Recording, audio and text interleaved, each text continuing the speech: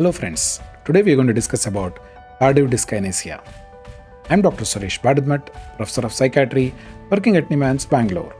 In this video, I'll be discussing about Tardive Dyskinesia, what is the clinical presentation, what is the etiopathogenesis, impact of Tardive Dyskinesia, differential diagnosis, the risk factors, assessment using Ames scale, diagnosis, and treatment. Tardive Dyskinesia. It is characterized by repetitive, polymorphous, involuntary movements that are commonly observed in the orofacial region, that is involving tongue, lips, jaws, and facial region, but it can also affect periorbital, neck, trunk, and extremities.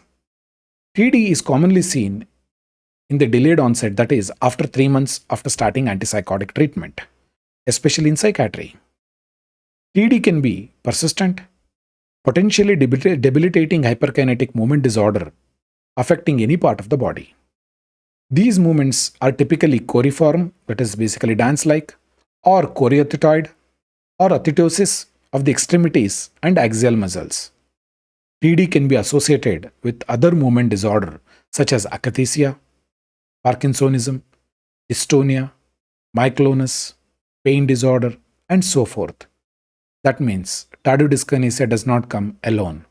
Around 30 to 40% of them, there will be another comorbid movement disorder.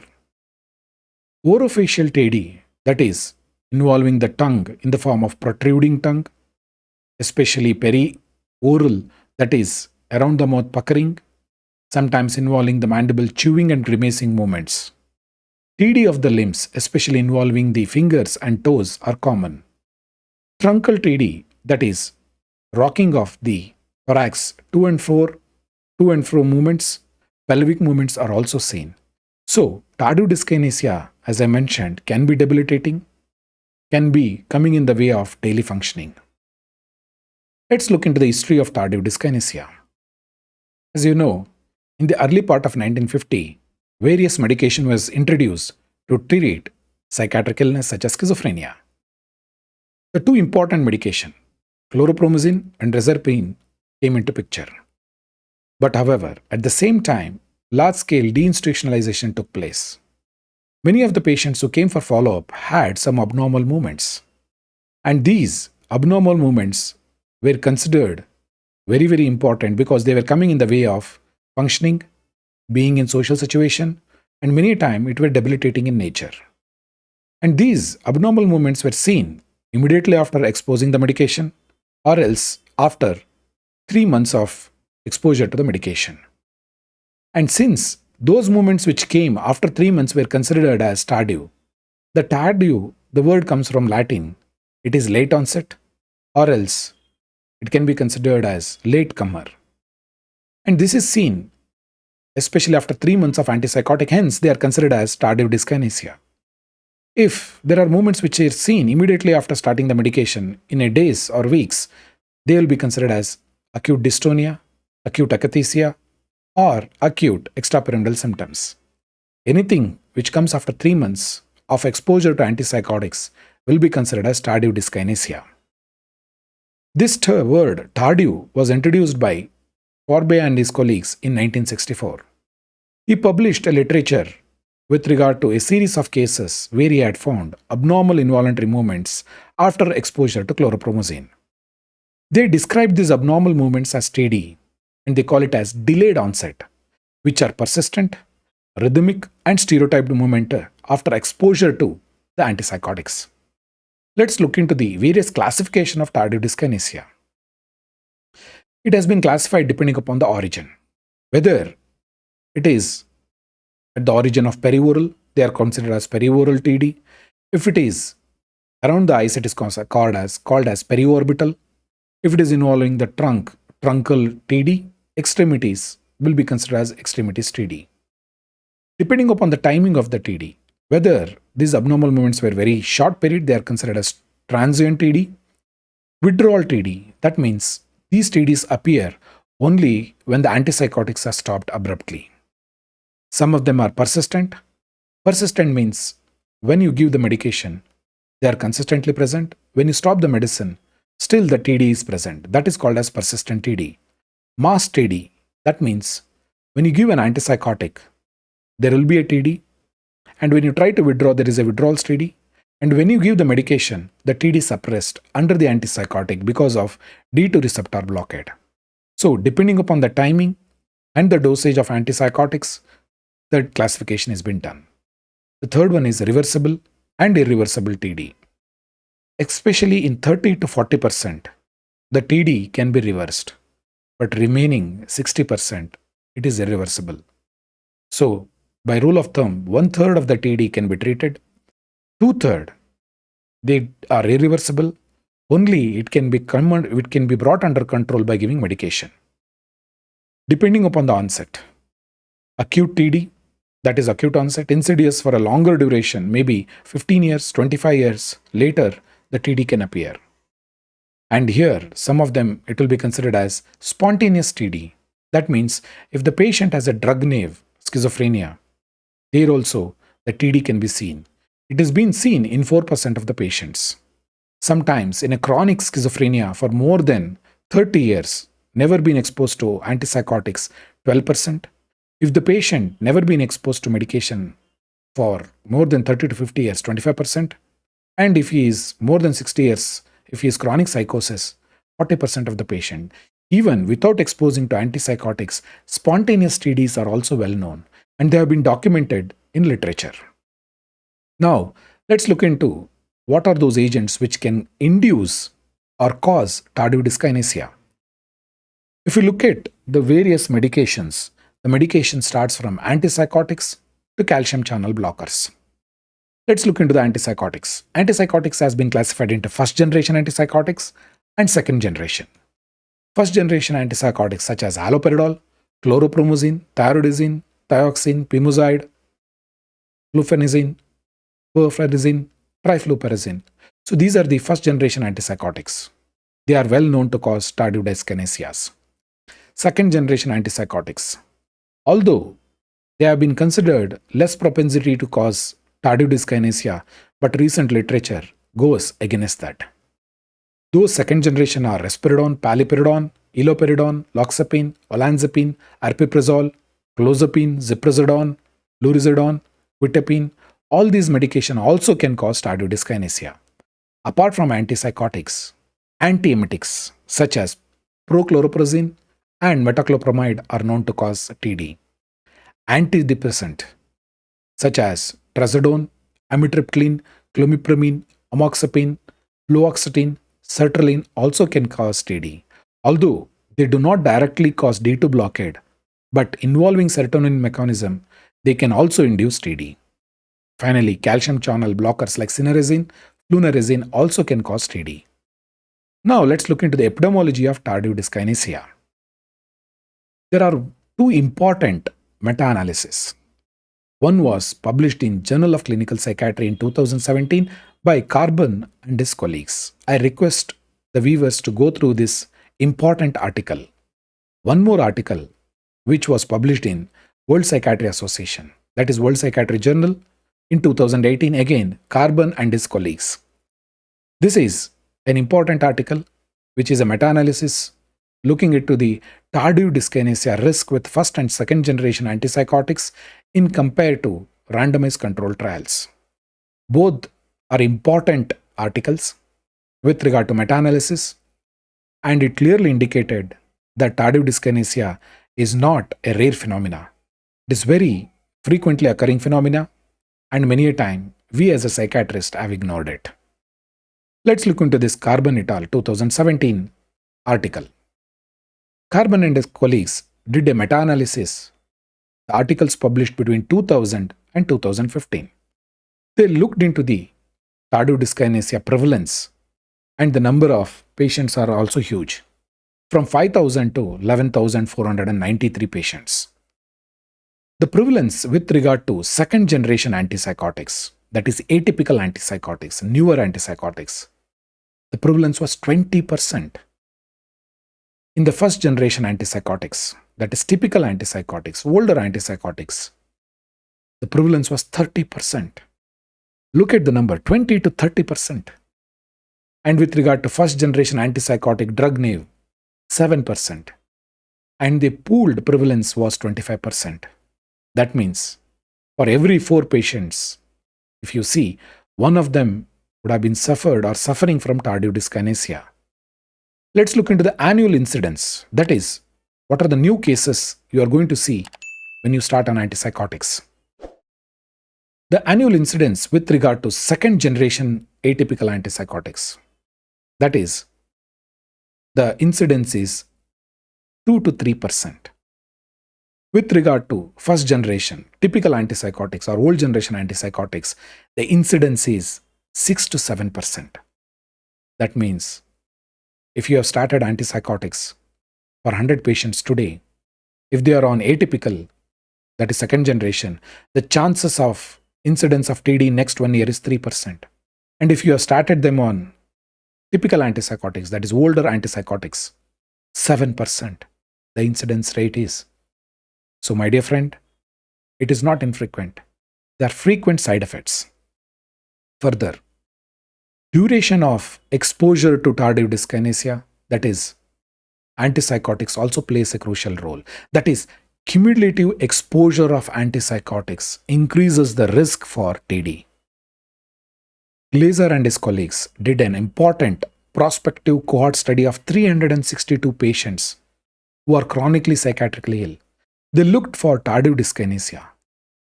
They found if the cumulative exposure for 5 years is there, the prevalence was 32%. If the cumulative exposure was 15 years, the TD became 57%.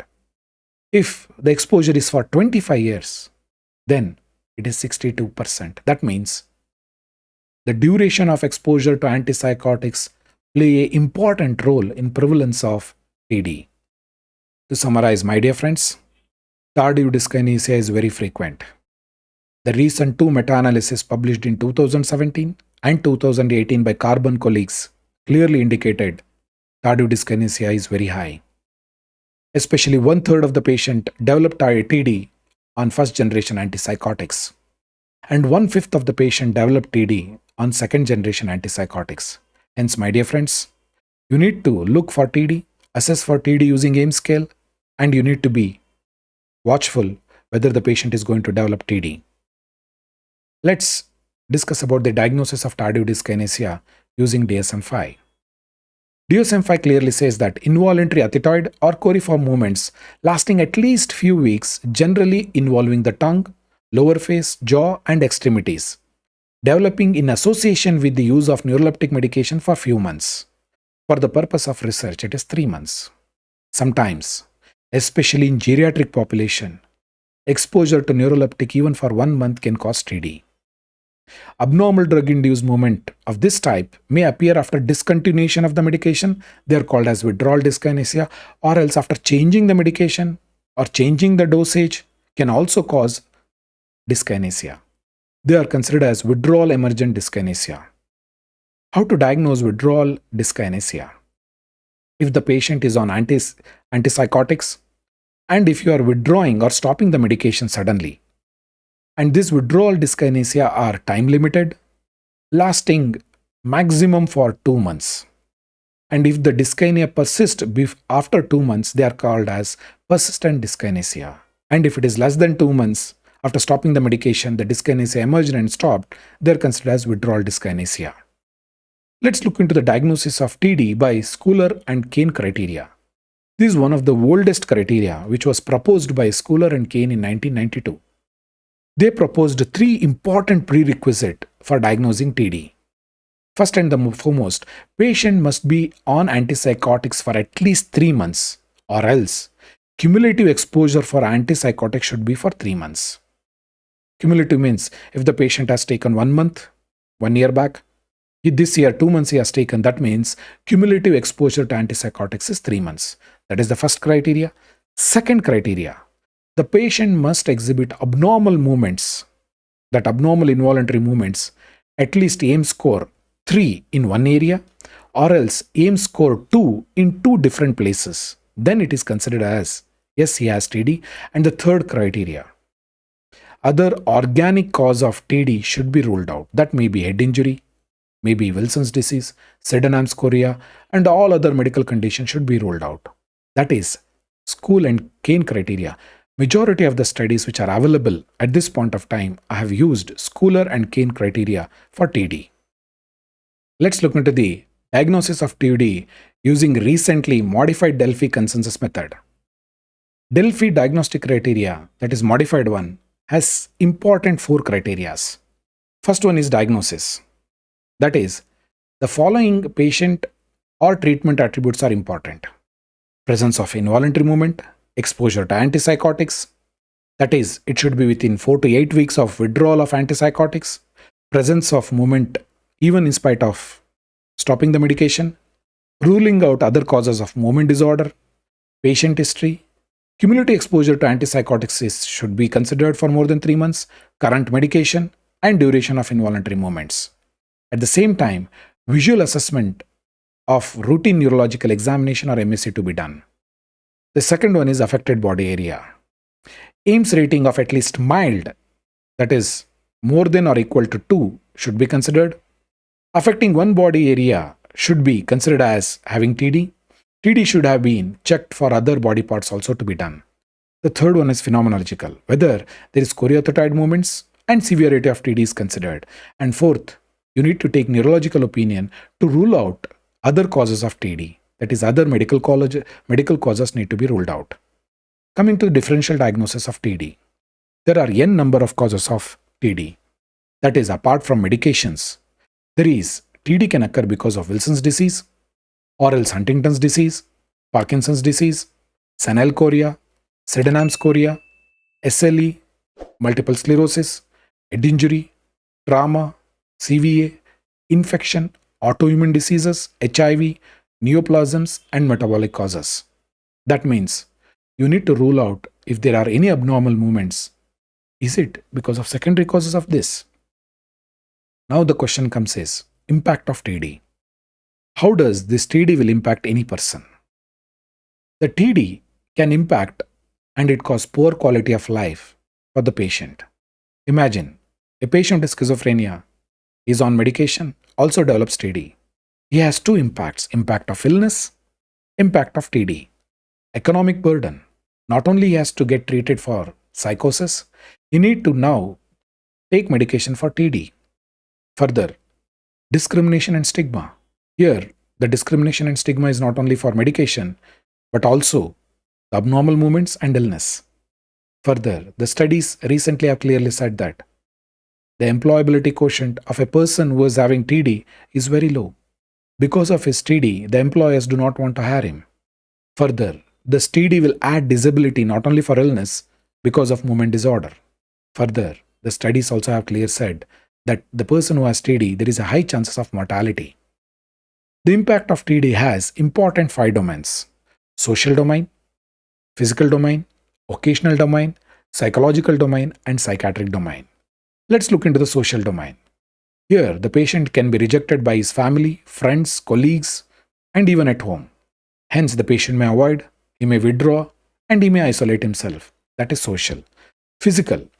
Here, the patient may have difficulty in speaking, eating, swallowing, difficulty in walking, balance, posture, breathing, slurring of speech, reduced fine motor, difficulty in functioning, writing, dressing, typing. So they are all physical disability. Occasional. Here the patient may find it difficult to get a job or else to hold on to the job. Psychological. At least 2/3 of the patient are aware of their TD. Once they are aware of their TD, they may go into depression. They may have hopelessness, helplessness, frustration, fear, anger. They may refuse to take medication because of social embarrassment. Finally, the psychiatric disorder. Because of TD, the patient may develop depression, may develop social phobia, may have difficulty in accepting the medication, referential thinking, referential delusion. All these can be the impact of TD. But however, you need to understand about the controversy because of TD and disability. As I mentioned, in 1/3 of the patients are not aware that they are having TD. Should we consider that there is no disability? Further, there are 2/3 of the patient are aware of their TD. Imagine if the patient has TD involving facial muscles, especially lips, tongue, and the patient has lip smacking movement, chewing movement, hissing movement, or else maybe puckering movement. These movements can cause severe social disability. Patient can be rejected from the job. Patient may be assaulted by females thinking that he is doing vulgar gesture. This may add to the disability. Further, the patient will be discriminated not only because of his mental illness, because of this abnormal movement also he can be discriminated. Hence, how to score for disability? Should we score only for the illness? Or else, should we score even for the disability because of abnormal movements? Of course, if you ask me, you need to score overall for the illness and also disability because of the side effect of these medications. Let's look into the neurobiology of this tardive syndrome or else tardive dyskinesia. First and the foremost, dopamine supersensitivity hypothesis. This is the commonest hypothesis which has been accepted across the world. A chronic blockade of dopamine receptor leads to receptor abrogation in the postsynaptic site. That means postsynaptic supersensitivity to dopamine. However, this hypothesis has been rejected because of lack of sustained dyskinesia in animal model, lack of radioligand imaging or postmortem studies showing increased dopamine receptor in postsynaptic vesicles who have received antipsychotics. The second hypothesis, GABA hypothesis. Here, gamma-aminobutyric acid hypothesis. Here, neuroleptic induced damage to the striatal GABAergic medium-sized spiny neurons. However, this hypothesis has been found to be true with regard to animal models, and human studies supports this. This model demonstrates reduced glutamic acid decarboxylase in subthalamic nuclei and reduced GABA in the cerebrospinal fluid. The third one is free radical damage or oxidative stress, are also called as neurotoxic theory. Here, because of oxidative stress, there is a neuron degeneration, that is free radical damages. Most of the antipsychotics can cross blood-brain barrier. Many a time, they are highly lipophilic. Because of this, there is lot of free radicals will be formed. These free radicals will damage GABAergic striatal neurons, leading to the disinhibition of lateral palladial neurons and subsequent alteration of the dopaminergic tone. That means this neurotoxic theory also has been considered. The fourth one is genetic hypothesis. This tardive dyskinesia has been associated with several different genetic polymorphism involved in antipsychotic metabolism and dopamine function. Dopamine function is dopamine transportation and dopamine receptor related. Let's look into the various things. Antipsychotic clearance, especially in liver, CYP2D6, one of the enzyme. Here there is a possibility polymorphism and genetic vulnerability. Next one is COMT, that is dopamine metabolism. Here also polymorphism gene can also play a role. Serotonin 2A, 2C receptor gene also can be involved in TD. Dopamine D2 and D3 receptor gene, dopamine transmitter gene. Another one is VMAT2 gene is very important. That is vesicular monoamine transporter 2 gene also plays a role. And recently, manganese superoxide dismutase gene also has been implicated. Finally, heparin sulfate proteoglycan HSPG2 gene is been implicated. If this gene is there, and this can cause the high possibility of blood-brain barrier dysfunction, that can cause the TD. Finally, maladaptive synaptic plasticity has been considered. That is, exposure to antipsychotic can cause disordered synaptic plasticity and imbalance in flow between striatal pathways, direct and indirect pathway.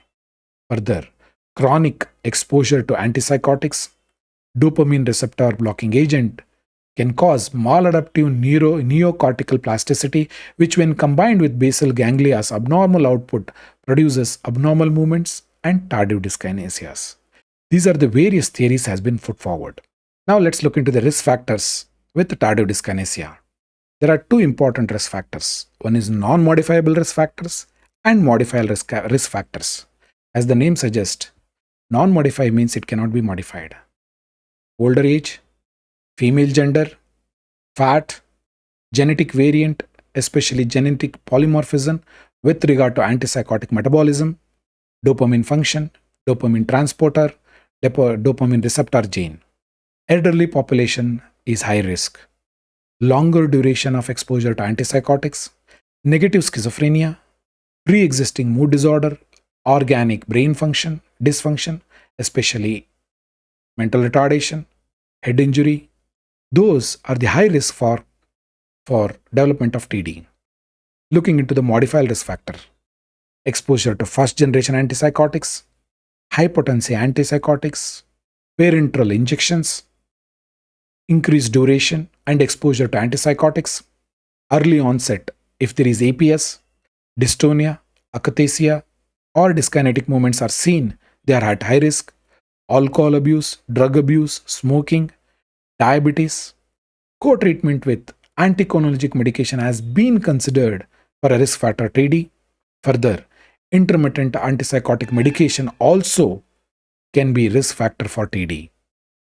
Let's see how to do the assessment for TD. One of the commonest scale which is used is abnormal involuntary movement scale. Let's look into this scale.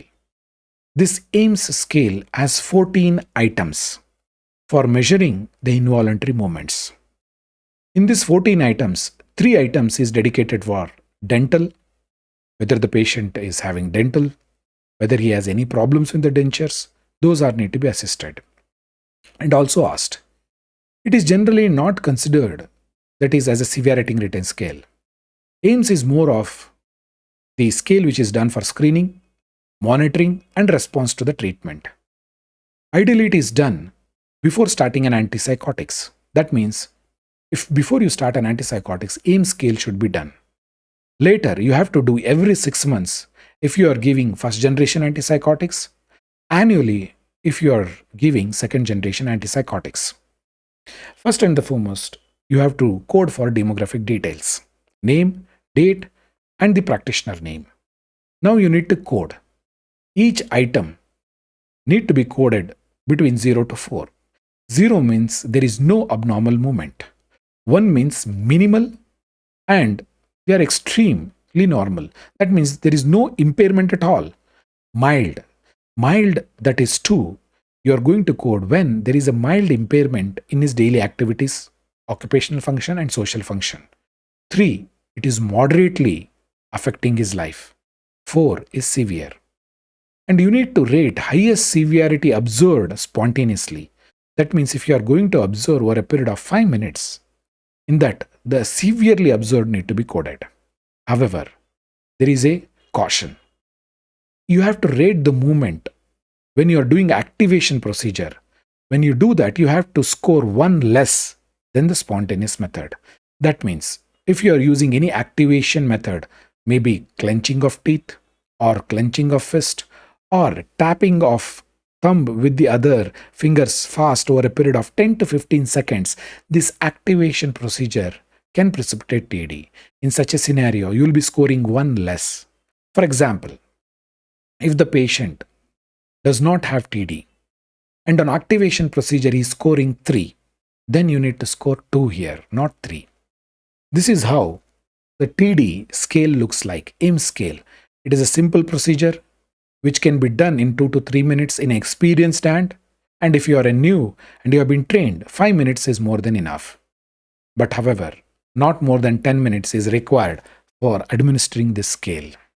The first domain is facial and oral movements. Here, 1 to 4 will be coded for facial expression, lips and perioral area, with regard to jaw, and with regard to tongue. Moving to the second domain, that is extremities, upper limb and lower limb. Moving to the trunk, you will be looking at the thorax, neck, shoulder, and hips. And finally, the global movement. Here, you will be coding for severity of the abnormal movements overall, and also in the 9th, you are coding for incapacitation due to abnormal movements. 10th, you will be scoring for patient's awareness of abnormal movement and also awareness about distress, mild distress, moderate distress, and severe distress. And finally, regarding the dental status. And here you are going to say whether the patient has TD or not. TD is diagnosed based on the AIM scale if the patient score mild TD in two areas. That is, if he scores 2 in two areas, then it is considered as TD, or else if the patient scores moderate, that is 3 in one of the area, it will be considered as positive for TD. Now, once you have done the assessment, you will move to the management of tardive dyskinesia. First and the foremost, you need to check for abnormal movements with all patients and their family members on antipsychotics. That means you need to not only ask for the patient, ask the family members, because 1/3 of the patient are not aware they are having TD. Here, the I index of suspicion is required. Why? Because, as I mentioned earlier, 1/3 of the patients who are on first generation antipsychotics, 1/5 of the patients who are on second generation antipsychotics have TD. Hence, once you have done the suspicion and you have seen there is a TD, you need to do appropriate investigation to rule out other secondary causes, maybe other comorbid medical condition, Wilson's disease, Sydenham's chorea, CJD, all those things need to be ruled out. Let's look into this flow chart. First and the foremost, whether the TD is there or not. Once the TD is present, look for whether the patient is on antipsychotics. Yes, he is exposed to antipsychotics, or else he is not exposed to antipsychotics. If the patient, does he require antipsychotics? Yes, he requires antipsychotics. That means you have to consider following things. If the patient does not require antipsychotics, taper and stop. No, if you stop the medication, there is a possibility of relapse. Try to reduce the medication.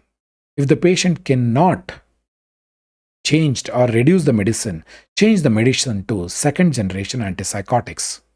That is very important here. Here, if the person cannot be changed on any antipsychotics, and the antipsychotics has been given for longer duration, and by stopping the medication, there is a high possibility he will have a severe relapse. In that situation, you need to discuss with the patient and family member, and you need to consider one of these. First and the foremost, that is VMAT, 2 inhibitors need to be considered. That is level A. That is, you need to consider Deutetrabenazine or Valbenazine. And rarely you can consider tetrabenazine, whether they are available or not. Once that has been done, you can also consider clonazepam. But however, here the evidence is only level B. Level B is probably. Effective is only at this point of time is Deutetrabenazine and Valbenazine. Level B is ginkgo biloba is there, and level C amantadine, and also bilateral GPI DBS, that is deep brain stimulation, has been considered as level C. Botulinum toxin, that is level U, that is we are not sure, and also shifting to other generation antipsychotics.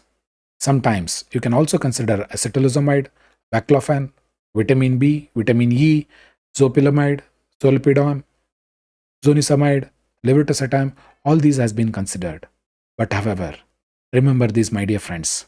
First and the foremost, check whether we can reduce the medication, whether we can stop the medication. If this is not possible, can we shift over to other safer antipsychotic like second generation antipsychotics like quetiapine, aripiprazole or clozapine? If these three cannot be done, in such a scenario, you have to choose deutetrabenazine or valbenazine can be considered. But the effective at this point of time is deutetrabenazine or valbenazine. These are the drug of choice. Let's look into this.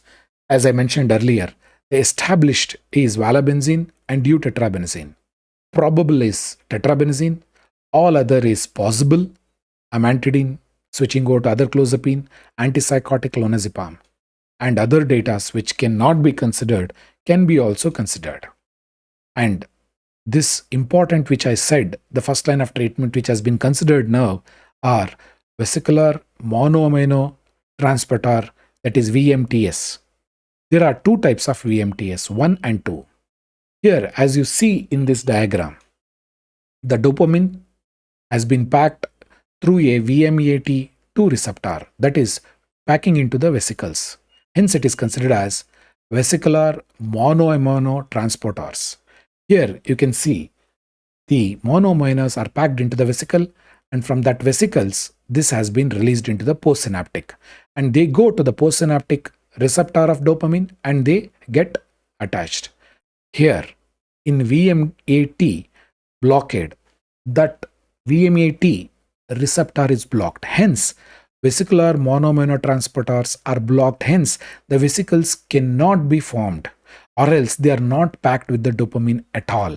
Hence, there is no dopamine available. Hence, there is a possibility of stopping the abnormal movements. There are, as I mentioned, there are two types of VMAT, 1 and 2. VMAT 1 is general. It is seen both in central nervous system and peripheral nervous system, and side effect is very high. Whereas VMAT 2 is seen only specific to CNS. Which are those very specific to VMAT 2? They are Valbenazine and Deutetrabenazine. These both drugs were approved in 2017 and they have been found to be very effective. And the studies are being seen for few months, 3 months to 6 months follow-up studies are seen. They have been found to be very highly effective. But however, tetrabenazine is VMAT 1. That is, it is not specific to CNS, it is also seen in peripheral nervous system. Let's look into all the three. That is tetrabenazine, deutetrabenazine and valbenazine. As you see, the active metabolite is seen in all the three. But however, the half-life differs here. With regard to tetrabenazine, the half-life is 5 to 7 hours. Hence, you need to give 3 to 4 times a day. With regard to deutetrabenazine, the half-life is 9 to 10 hours. Hence, it is given in twice a day. With regard to valbenazine, the half-life is 15 to 22 hours. Hence, it is given once daily dosage. With regard to dosage recommended, tetrabenazine maximum dosage is 100 mg, deutetrabenazine is 48 mg, and valbenazine is 80 mg per day. And if you look at the safety data is being found to consider for tetrabenazine is for more than 40 years we have been using. With regard to deutetrabenazine and valbenazine, it is hardly 2 to 3 years we have the safety data. Let's understand about valbenazine. As I mentioned earlier, it is very specific to CNS, VMAT2. And here the half-life is 15 to 22 hours. And valbenazine is available as tablet 40 mg and 80 mg. Here you will be starting with 40 mg once a daily dosage. Over a period of 1 week, assess for the improvement.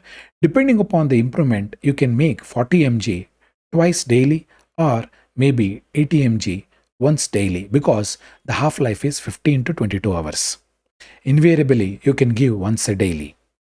Now moving to deutetrabenazine.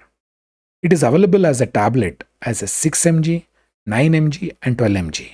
Here the half-life is maximum is 10 hours. Hence, you need to start with 6 mg per day, either 2 divided dosages or else over a period of 1 week you see for the improvement and you can increase the dosage up to 48 mg. Here you can give in a divided dosage of 48 mg in 2 divided dosage or 3 divided dosage.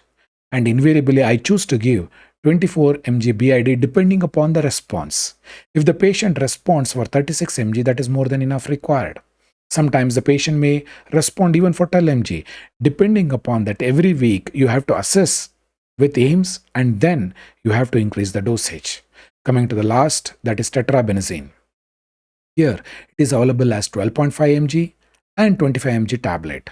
Here the half-life is very less, 7 hours. Hence you need to give 3 to 4 times daily. Start with 12.5 mg, 8th hourly and slowly increase over a period of time up to 100 mg. And remember this, tetrabenazine has side effects because it is not very specific to CNS, it also is seen in PNS, that is peripheral nervous system also it can affect. And now coming to the last part, my dear friends, we understand there has been a modified Delphi recommendation with regard to treatment of TD.